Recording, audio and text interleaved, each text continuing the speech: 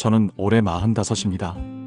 평범한 기술직 직장인이었고 어느새 회사에 다닌 지 14년이 넘었습니다. 운 좋게 시장 흐름이 괜찮았는지 연봉도 제법 오르고 딱히 큰 스트레스 없이 회사를 다녔습니다. 그런데요, 언제부턴가 마음 한구석이 불편해졌습니다. 내가 이대로 계속 다닌다고 해서 과연 55살에는 여유롭게 살 수 있을까? 하루는 퇴근 후 책상 앞에 앉아 엑셀을 켜고 계산기를 두드려 봤습니다. 월급, 세금, 보험료, 생활비, 부모님 용돈, 자잘한 지출들까지 하나하나 입력하면서 계산해 봤죠. 결과는 참담했습니다. 아무리 아껴도 55살에 여유를 누릴 그림은 그려지지 않았습니다. 그래서 저는 고민 끝에 결심을 내렸습니다. 지금이 아니면 안 된다. 뭔가 한 번은 내 인생을 걸어봐야 한다. 그때부터 저는 자영업 쪽으로 눈을 돌리기 시작했습니다. 퇴직 후 삶을 고민하면서 카페에 앉아 6억 있어도 모자라다, 10억은 있어야 가능하다, 이런 이야기들을 읽고 듣고 또 기록하며 하나씩 계산을 해봤습니다. 그 수많은 루트 중에서 가장 적은 자금으로 비교적 빨리 수익을 기대할 수 있는 업종이 눈에 들어왔습니다. 바로 음식점이었습니다. 주식이나 부동산보다도 직장 월급보다도 음식점이 순수익이 더 높다는 말에 마음이 흔들렸습니다. 물론 겁도 났습니다. 장사 한번 해본 적도 없고 손님 응대도 낯설었으니까요. 하지만 저는 나름대로 분석했고 이 정도면 해볼 만하지 않나라는 계산도 마쳤습니다. 대출 조금 받고 내 돈 보태서 소규모로 차려보자. 2해만 악착같이 버티면 55살 전에는 확실한 기반이 생기겠지. 그렇게 저는 14년을 다닌 회사를 나왔습니다. 주변에 말도 못했습니다. 다들 말릴 게 뻔했거든요.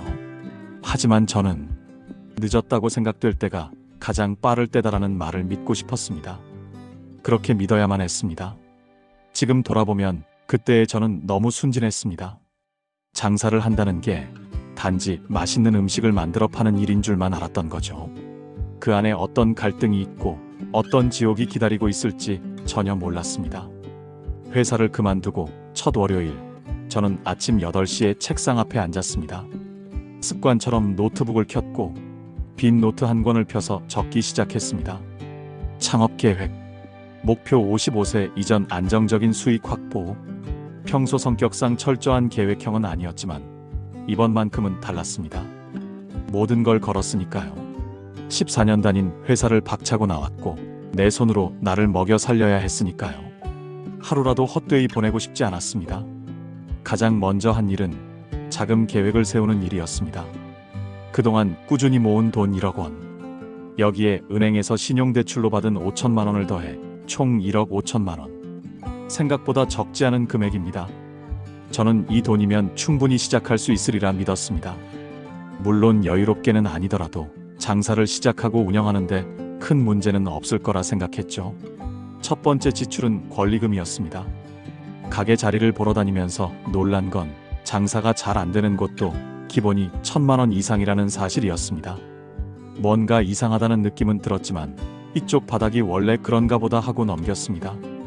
그렇게 결정한 자리는 주택가와 사무실 밀집 지역 사이에 위치한 지하철역에서 도보 5분 거리의 골목 상권.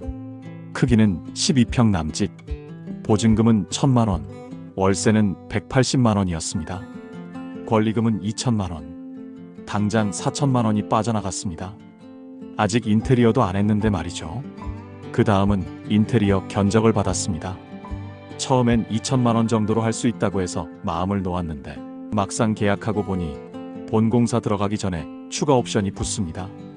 간판 디자인, 외부 간판 조명, 내부 조명 교체, 배기시설 강화, 기름 배출 통로 변경, 수도 보강, 바닥 공사 하나씩 체크하면서 결국 최종 금액은 3,800만 원까지 올라갔습니다. 이건 기본이에요 라는 말이 그렇게 무서울 줄 몰랐습니다. 이 바닥에선 공사업체 말 한마디가 통장 잔고의 명줄과 직결됩니다. 거기다 불쾌했던 건 공사 중간에 갑자기 사라졌다가 이틀 후 연락 와서 공사비를 더 요구하던 대표였습니다. 이건 원래 설계에 없던 내용이라 추가 요금 필요합니다라며 당당하게 말하는데 따지고 들 힘도 없었습니다. 이미 중도금까지 줘버린 상태였으니까요. 결국 고래고래 소리만 지르다 타협했습니다. 공사비 총액 4,200만 원. 주방 집기와 가전은 중고로 최대한 아꼈습니다. 냉장고 3대, 냉동고 2대, 가스레인지, 밥솥 2개, 튀김기, 싱크대, 접시 선반, 에어컨. 여기서도 1,500만 원이 들었습니다. 배달을 고려해 포장용기, 랩핑기계, 간이 작업대도 따로 사야 했죠. 또 빠질 수 없는 식자재 초도 물량. 정말 온갖 세세한 지출이 이어졌습니다. POS 기기, 키오스크, 배달앱 입점비, 전단지, 디자인비, 간판 시안 수정비, 간이 CCTV 설치, 로고 제작, 위생교육비, 사업자 등록비, 카드 단말기 보증금까지. 생각해보니 장사에서 정말 무서운 건 사소한 비용들이라는 걸 이때 처음 알았습니다. 하루하루 지출 내역을 기록하면서 제 얼굴도 조금씩 굳어졌습니다. 그리고 결국 창업 준비가 마무리될 즈음 통장에는 230만 원이 남아 있었습니다. 여유 자금이라고는 사실상 없는 셈이었죠. 이 돈으로 식자재를 채우고 직원 월급을 주고 첫 달 월세를 내야 했습니다. 솔직히 말하면 너무 불안했습니다. 내가 무리한 걸까? 하지만 물러설 수 없었습니다. 이미 투자한 돈, 여기까지 와버린 시간, 그리고 제 자존심. 드디어 오픈 첫날이었습니다. 간판 불이 켜지고 처음으로 매장에 손님이 들어섰던 그 순간 숨이 멎는 줄 알았습니다. 너무 떨려서 주문을 잘못 받을 뻔했거든요. 다행히 첫 손님은 근처 학원에서 일하시는 분이셨고 밝게 웃으며 이렇게 말해주셨습니다. 여기 새로 생긴 데죠? 원래 뭐 팔아요? 그 말에 저도 긴장을 풀고 미리 준비해둔 설명을 드렸습니다. 간단한 메뉴 설명과 추천 조합, 그리고 이벤트 쿠폰까지. 그렇게 첫 주문이 들어갔고 첫 매출이 찍혔습니다. 처음엔 그저 감사하고 신났습니다. 오전 11시 40분쯤부터는 동네 주민들이 슬슬 들어오기 시작했고 12시가 되자 줄까지 생겼습니다.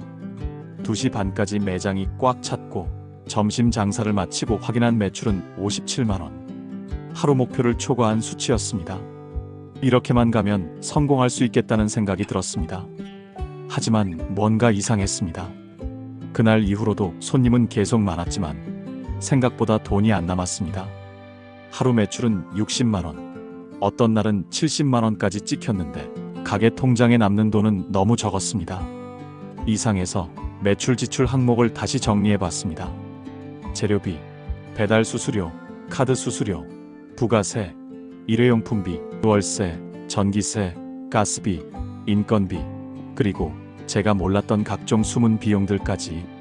정리해보니 하루 60만 원 매출이면 순수익은 5만 원 남짓이었습니다. 그 5만 원 안에서 제 인건비와 건강보험료, 대출 이자까지 감당해야 했죠. 그제야 눈치챘습니다.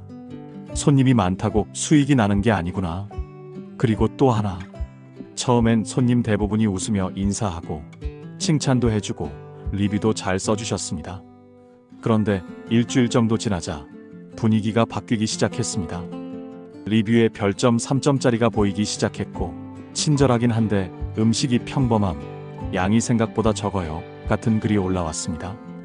어떤 손님은 계산하면서 이렇게 말하셨습니다. 여기 혼자 하시죠? 좀 느리네요. 빨라지면 더 좋을 듯.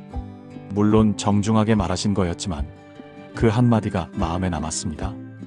혼자서 주방도 보고 카운터도 보고 서빙까지 하다 보면 어쩔 수 없이 늦어질 때가 있거든요. 그런 피드백은 저를 조급하게 만들었고 급하게 하다 보니 실수가 잦아졌습니다. 음식의 완성도도 점점 떨어졌고 고객들의 반응도 차가워졌습니다. 매출은 유지됐지만 제 마음은 계속해서 무너지고 있었습니다. 장사를 시작하고 겨우 2주 지났을 뿐인데 저는 이미 체력적으로, 정신적으로 지쳐가고 있었습니다. 그때는 몰랐습니다. 이 피로가 시작일 뿐이라는 것을. 배달앱 입점은 사실 고민이 많았습니다. 수수료도 세고 악성 리뷰 때문에 고생한 사장님들 얘기를 너무 많이 들어서요. 하지만 주변 상인들이 하나같이 말했습니다. 이제는 배달 없으면 망해요. 요즘 누가 직접 찾아와요. 그래서 결국 배달앱 2곳에 입점 신청을 했습니다.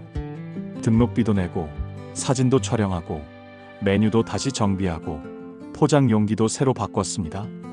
처음에는 잘 몰랐습니다. 배달앱이 얼마나 위험한 도구인지. 배달 시작 첫날 운 좋게도 점심에 10건 넘게 주문이 들어왔습니다. 정신없이 포장하고 배달 기사님들께 전달하고 매출은 올라가니 기분이 좋았습니다. 그런데 저녁 무렵 갑자기 알림이 울렸습니다. 리뷰 한 건 등록되었습니다. 처음엔 기대하며 눌렀습니다. 그런데 눈을 의심했습니다. 포장 상태 엉망, 국물 새고 음식 식음, 재주문 안함, 별점은 1점. 그 한 줄이 그날의 기분을 완전히 망가뜨렸습니다. 더 무서운 건 그 리뷰 이후로 배달 주문이 뚝 끊겼다는 사실입니다. 왜 그랬는지 이유는 명확했습니다. 배달앱 시스템은 신속하게 반응합니다. 별점 평균이 떨어지면 노출 순위가 밀립니다.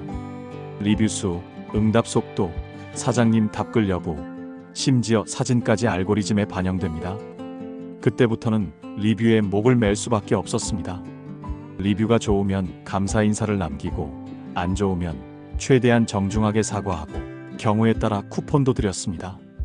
그런데 이게 한두 번이면 모르겠는데 반복되면 사람이 정말 무너집니다. 어떤 날은 리뷰 하나 때문에 잠을 못 잔 적도 있습니다. 단순한 피드백이 아니라 마치 사람을 평가받는 기분이었거든요. 제 요리, 제 태도, 제 모든 게 낱낱이 감시받는 느낌. 그 후로는 리뷰를 보는 게 무서워졌습니다. 알림이 울리면 가슴이 철렁하고 손끝이 떨릴 정도였습니다. 심지어 사장님들끼리 이런 말도 하죠. 리뷰 테러는 인간 테러다. 제가 딱 그 상황이었습니다. 그나마 다행인 건 배달 수수료 구조를 미리 알았다는 점입니다. 한 건에 3,000원 가까이 떼어가는 구조였고 배달 대행 비용까지 합치면 사실상 남는 게 없었습니다. 그래서 일부러 배달 가격은 매장보다 조금 높게 설정했죠. 그렇게 장사라는 게 사람 눈치 보며 요리하고 리뷰 눈치 보며 잠 못 자는 일이 되기 시작했습니다. 웃기죠? 장사가 잘 되는데 무너졌다는 말이. 하지만 저는 진심으로 그렇게 느꼈습니다. 오픈한 지 한 달이 조금 지나고 가게는 슬슬 자리를 잡기 시작했습니다. 점심 피크 타임엔 줄이 생기고 단골 손님도 생겼고 배달도 하루 20건 이상 꾸준히 들어왔습니다. 외부에서 보기엔 잘 되는 가게였습니다. 그런데 저는 매일 아침 눈을 뜨기가 싫었습니다. 몸은 천근만근, 눈은 퉁퉁 부어있고 밤에는 계속 음식 레시피가 꿈에 나왔습니다. 손목이 시큰거렸고 허리는 펴는 것도 아팠습니다. 장사가 잘 된다는 건 결국 제 몸을 더 많이 소모해야 한다는 뜻이었습니다. 매출이 올라가면 올라갈수록 제 체력은 바닥을 치고 있었습니다. 아무리 뛰어도 아무리 줄여도 남는 돈은 비슷하거나 오히려 더 적었습니다. 왜냐고요? 매출이 늘수록 재료비가 늘고 배달 수수료가 늘고 인건비도 같이 올라갑니다. 심지어 전기세, 수도세까지도 확연히 증가합니다. 반면에 제 시간과 체력은 갈수록 줄어듭니다. 주방에서는 가끔 국물 국자를 놓치고 가스불을 끄는 걸 깜빡하기도 했습니다. 어느 날은 손등을 튀김기에 대었는데 바로 얼음도 못 대고 주문받느라 뛰어다녔습니다. 물집이 잡혀도 약국 갈 시간조차 없었습니다. 고객이 많아지면서 민감한 요청도 늘어났습니다. 음식에서 고춧가루가 너무 많다. 덜 맵게 해달라. 밥을 반 공기로 줄여달라. 국물 따로 담아달라. 포장은 2인분인데 각각 나눠달라. 하나하나 응대하다 보면 정작 제 식사는 찬밥 한 숟갈로 끝났습니다. 저녁 시간, 화장실 한 번 못 가고 5시간을 버티는 날도 많았습니다. 문제는 그뿐이 아니었습니다. 일이 많아지니 결국 아르바이트를 쓰기로 했습니다. 구인 공고를 올리고 면접도 보고 어렵게 한 명을 채용했습니다. 하지만 신입 직원 교육에 에너지를 쏟다 보니 오히려 제 일이 더 늘어났습니다. 실수는 제가 메워야 했고 컴플레인은 제가 사과해야 했습니다. 어느 날은 직원이 무단 결근을 했습니다. 점심시간이었고 저는 미친 듯이 뛰어다니며 주문을 처리했습니다. 결국 몇몇 손님은 기다리다 가버렸고 리뷰엔 응대 느림이 또 올라왔습니다. 저는 점점 말이 없어졌습니다. 말을 하면 화가 날까봐 말을 삼키게 되더군요. 그렇게 입을 닫고 하루하루를 버티다 보니 사람 만나는 것도 피하게 되고 저 자신도 피하게 되었습니다. 매일 거울을 보면서 이게 과연 내가 맞는지 의문이 들었습니다. 장사가 잘 된다는 건 어쩌면 착각이었습니다. 돈은 돌고 돌 뿐 제 삶은 아무것도 쌓이지 않았습니다. 처음에는 그냥 피곤해서 그런 줄 알았습니다.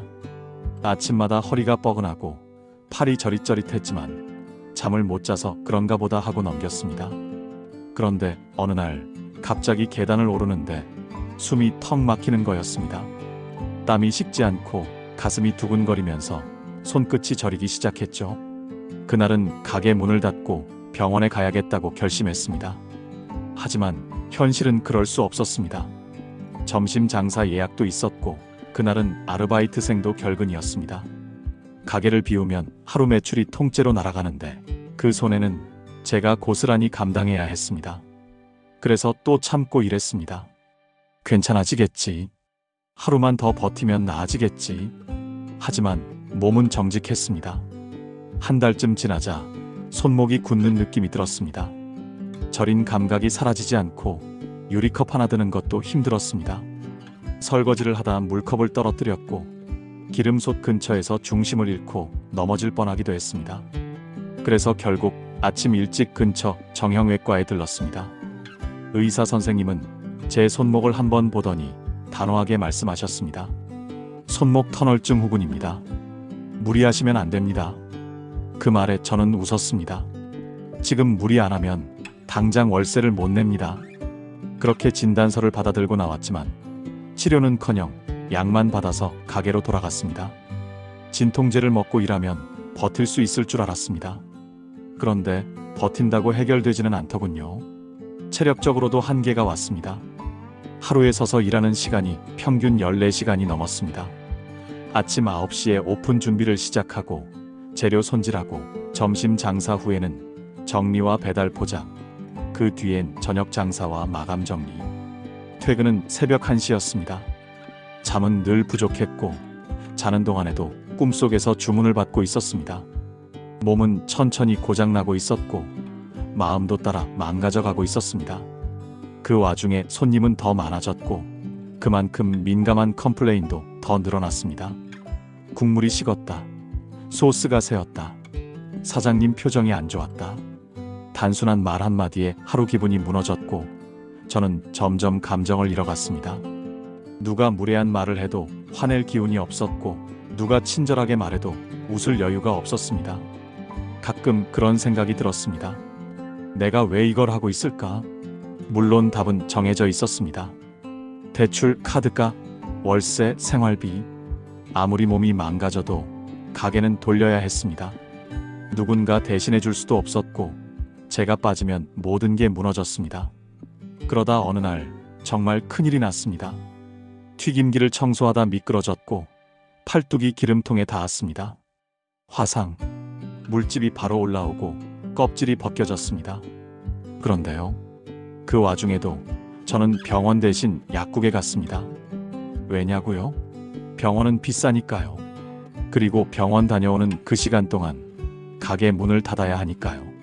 그날 저는 붕대를 감고 다시 주방에 섰습니다. 손은 욱신거렸고 기름 냄새가 피부 속으로 파고드는 것 같았습니다. 이게 내 삶인가? 스스로에게 수십 번 되물었습니다. 장사란 게 이렇게까지 사람을 갉아먹는 일이었을 줄은 정말 몰랐습니다. 장사를 하면서 제가 처음으로 놓친 건 건강이었습니다. 그 다음으로 놓친 건 사람이었습니다. 처음엔 가족들이 자주 왔습니다. 오픈 첫날은 어머니도 동생도 조카들도 찾아왔고 사진도 찍고 리뷰도 남겨주고 격려도 해줬습니다. 형, 힘들면 말해. 가게 도와줄게. 그 말이 그렇게 든든할 수가 없었습니다. 그런데 시간이 지나자 한 명씩 연락이 줄어들기 시작했습니다. 제가 바쁘다는 걸 아니까 먼저 연락 안 한다고들 했지만 그게 다는 아니었습니다. 어느 순간부터 제가 짜증을 많이 냈다는 걸 인정합니다. 가족이 가게에 와도 저는 반가워하기보다 주문 처리하느라 인사도 대충 했고 가끔은 불친절하기까지 했습니다. 점점 서로 말을 아끼게 되었고 자연스레 발길도 끊겼습니다. 명절이 다가왔을 때 어머니가 조심스럽게 물으셨습니다. 추석엔 가게 문 닫고 내려오겠니? 저는 잠깐 망설이다가 이렇게 말했습니다. 엄마, 가게는 추석에 더 바빠. 그땐 못 쉬어. 어머니는 아무 말 없이 고개만 끄덕이셨고 그 뒤로는 명절에도 연락이 뜸했습니다. 그해 추석 가게는 바쁘지도 않았고 매출도 겨우 40만 원 남짓이었습니다. 혼자 가게 안에서 송편 대신 라면을 끓이며 저는 그때 깨달았습니다. 아, 나는 지금 가족보다 가게를 먼저 택했구나. 친구들도 마찬가지였습니다. 오픈 초기에는 격려한다며 와서 식사도 하고 응원도 해주었지만 어느 순간부터 발길이 뚝 끊겼습니다. 형 요즘 너무 바빠 보여서 연락 못했어. 내가 항상 피곤한 얼굴이라 조심스러웠어. 그 말이 다 이해되면서도 마음 한쪽이 시렸습니다. 그들에게 제가 불편한 사람이 되어가고 있다는 걸 저도 알고 있었으니까요. 더 이상 술 한잔 기울일 시간도 여유도 없었습니다. 매일이 피로였고 대화할 주제도 가게 이야기뿐이었습니다. 친구들 모임에서 자연스럽게 빠지게 되었고 카톡방도 점점 조용해졌습니다. 사람을 잃는다는 건요, 떠들썩하게 끝나는 게 아닙니다.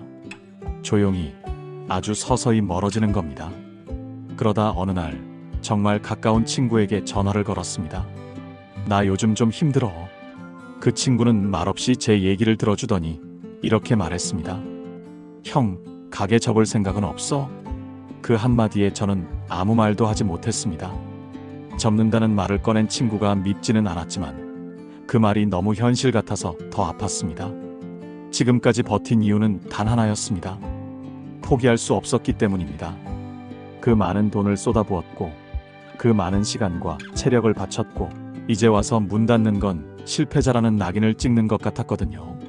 하지만 마음속 깊은 곳에서는 매일 조금씩 무너지고 있었습니다.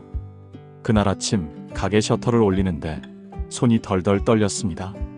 전날 밤 통장 잔고를 확인했는데 마이너스 38만 원이 찍혀 있었거든요.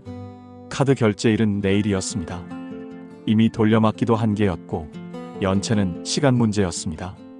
가게를 연지 2년. 버틸 만큼 버텼습니다. 병원도 못 가고 명절에도 못 쉬고 사람들과도 멀어졌지만 그래도 버텼습니다. 언젠가는 좋아질 거라고 믿으면서요. 그런데 이제는 도저히 아니었습니다. 한 달 매출은 평균 1,200만 원이었습니다. 보기엔 꽤 괜찮아 보일 수 있습니다. 하지만 고정비가 너무 많았습니다. 월세 180만 원, 전기, 가스, 수도세 40만 원, 식자재비 400만 원, 배달 수수료 120만 원, 카드 수수료, 세금, 각종 앱 사용료, 그리고 알바 인건비까지 매달 남는 돈은 50만 원도 안 됐습니다. 거기서 대출 이자를 빼고 생활비를 빼면 저는 항상 마이너스였습니다. 저는 더는 견딜 수 없었습니다. 마지막 손님이 나가고 문을 닫고 앉아 매장을 둘러봤습니다. 아직 따뜻한 기름 냄새, 한쪽 벽엔 오픈 초기에 걸어둔 가족 사진, 싱크대 옆엔 찢어진 고무장갑, 전부 제 하루하루였습니다. 그날 밤 폐업 신고서를 꺼냈습니다. 한 줄 한 줄 적는데 눈물이 났습니다. 2년 전 나는 꿈을 꿨었지. 55세 전 경제적 여유를 꿈꿨고 안정된 노후를 준비하고 싶었고 남들처럼 당당하게 살고 싶었습니다. 그 마음 하나로 시작했는데 남은 건 병든 몸과 텅 빈 통장, 그리고 무너진 자존감이었습니다. 가게 철거는 생각보다 금방 끝났습니다.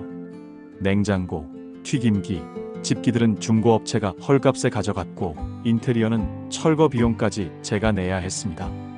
간판이 철거되는 순간 저는 골목 끝에서 그 모습을 바라보다 고개를 숙였습니다. 이 길을 다시 걸을 일은 없겠지, 그렇게 생각했습니다. 가게 문을 닫고 나서도 끝난 게 아니었습니다.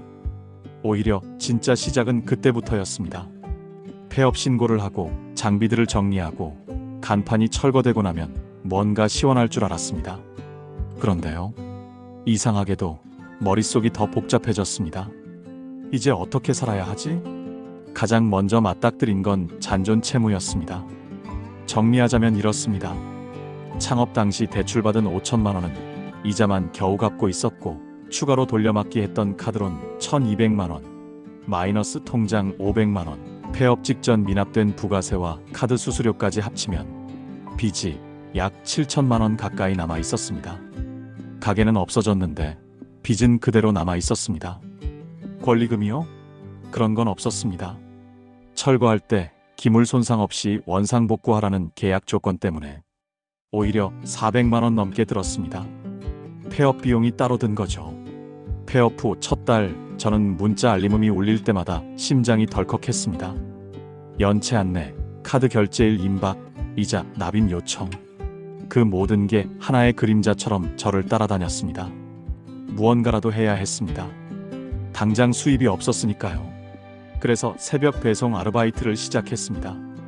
물류창고에서 일하다가 트럭에 올라타 박스를 날랐습니다. 몸이 힘들긴 했지만 그래도 다시 움직이고 있다는 느낌이 들었습니다. 하지만 금방 한계가 왔습니다. 손목 통증이 아직 남아 있었고 새벽 배송은 쉬운 일이 아니었습니다. 허리도 무리가 왔고 밤에 잠을 잘 못 자니 낮에는 멍해졌습니다. 그 와중에 한 은행에서 전화가 왔습니다. 사장님, 현재 연체 기간 80일이 넘었습니다.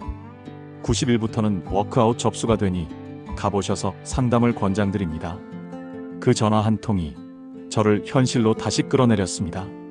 저는 처음으로 실패자일 수도 있겠다는 생각을 했습니다. 장사를 그만두면 끝일 줄 알았습니다. 그런데 끝난 건 가게뿐이고 남은 인생은 그대로더군요. 대출은 상환 계획이 필요했고 연체 92일째 저는 신용회복위원회에 직접 찾아가 워크아웃 상담을 받았습니다. 담당해주시는 상담사분에게 준비한 서류를 내고 신용등급을 확인하고 상환 기간을 조율하고 상담을 받았습니다. 마치 재판을 받는 것 같았습니다. 제 인생을 평가받는 자리 같았습니다. 변제 계획 금액은 아직 확정되지 않았고 절차를 밟으면 결과까지 3개월 정도 걸린다고 설명을 해주셨습니다. 창업 전에 이런 걸 미리 알았더라면 얼마나 좋았을까요? 그때는 아무도 이런 얘기를 해주지 않았습니다. 장사는 힘들다는 말은 많았지만 그게 어떤 의미인지는 해보지 않으면 모릅니다. 장사를 접는 건 단순히 간판을 내리는 일이 아닙니다. 그건 인생의 모든 걸 갈아넣은 후에도 남는 게 없다는 걸 인정하는 순간입니다. 가게를 정리하고 나면 뭔가 정리될 줄 알았습니다. 그런데 정리된 건 통장 잔고였고 제 마음은 더 어지러워졌습니다. 새벽 배송 아르바이트를 하고 그러면서도 마음 한쪽엔 이런 생각이 떠나지 않았습니다. 나는 실패한 걸까?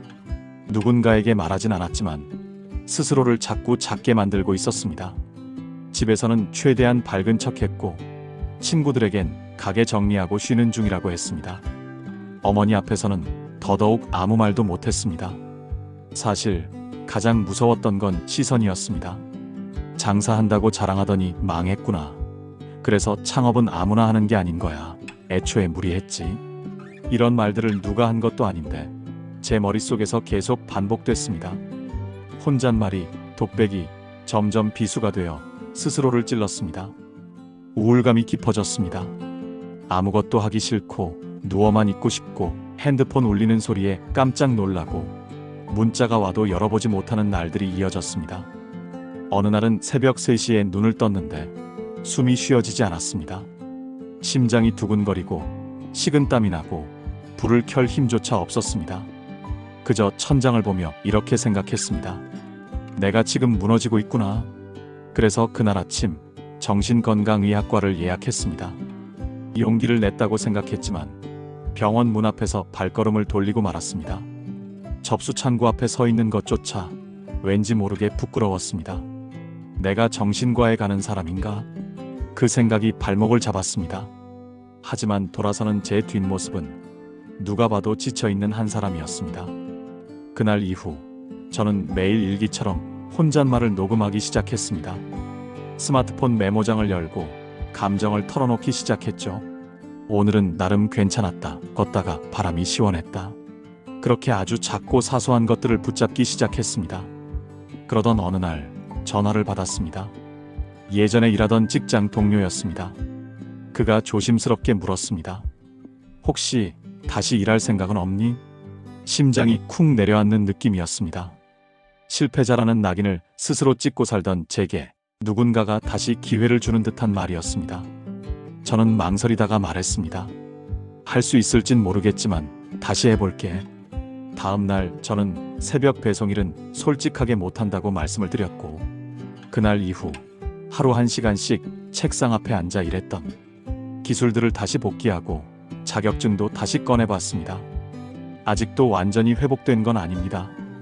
여전히 신용등급은 낮고 빚은 남아있고 하루하루가 무겁습니다. 하지만 이제는 스스로를 실패자라고 부르지 않기로 했습니다. 저는 단지 인생의 한 고비를 넘고 있는 중이라고 생각하기로 했습니다. 거창하게 뭔가를 바꿔야겠다, 그런 마음은 아니었습니다. 그냥 무기력하게 누워만 있는 삶에서 벗어나 보고 싶었습니다. 그래서 아침 8시에 알람을 맞추고 일어나는 걸 시작했습니다. 세수하고 옷을 갈아입고 동네 한 바퀴를 걷고 편의점에 들러 커피 하나를 샀습니다. 그게 하루의 전부였던 날도 있었습니다. 그런데요, 그 하루가, 그 시간들이 조금씩 저를 다시 사람답게 만들어주더군요. 며칠 뒤, 전에 함께 일했던 직장 선배가 점심을 사주셨습니다. 오랜만에 얼굴을 보며 이런저런 이야기를 나눴습니다. 어떻게든 살아야지. 지금은 조금 쉬어도 괜찮아. 준비가 되면 다시 우리 회사로 복귀해. 내가 도와줄게. 그 말에 괜히 울컥했습니다. 누군가가 저를 있는 그대로 바라봐준다는 것만으로도 위로가 되더라고요. 그날 이후 저는 조금씩 생활 패턴도 찾고 운동도 하며 한 달 정도는 쉬었던 것 같습니다. 그리고 회사 선배에게 전화해서 다시 일할 수 있을 것 같다고 말씀을 드렸죠. 오랜만에 회사 생활 복귀라 떨리기도 했지만 직급도 없이 다시 처음부터 시작하자는 마음이었습니다. 내가 사회로 다시 나가는 거구나. 그날은 기념으로 작은 케이크를 하나 샀습니다. 집에 돌아와 케이크를 자르며 조용히 축하했습니다. 다시 시작한 날을 기념합니다. 가족들과의 관계도 천천히 회복되고 있었습니다. 어머니께는 솔직하게 상황을 말씀드렸고 많이 울기도 했지만 그날 이후로 더 자주 연락드리게 됐습니다. 동생과도 다시 밥 한 끼를 나눴고 친구들과는 가까운 공원에서 맥주 한 캔씩 마시며 마음을 나누기 시작했습니다. 사람이 다시 살아난다는 건 그렇게 특별한 게 아니더군요. 그냥 다시 말하고 다시 만나고 다시 나누는 것이었습니다. 물론 아직도 무겁고 아직도 빚은 남아있고 미래는 여전히 안개 속입니다. 하지만 지금은 예전처럼 무너지지 않겠다는 마음이 생겼습니다. 이 이야기를 쓰는데 시간이 많이 걸렸습니다. 처음엔 그냥 정리하고 싶었습니다. 내가 왜 실패했는가를 한 번쯤 되짚어보면 다음에 실수하지 않겠지 싶었거든요.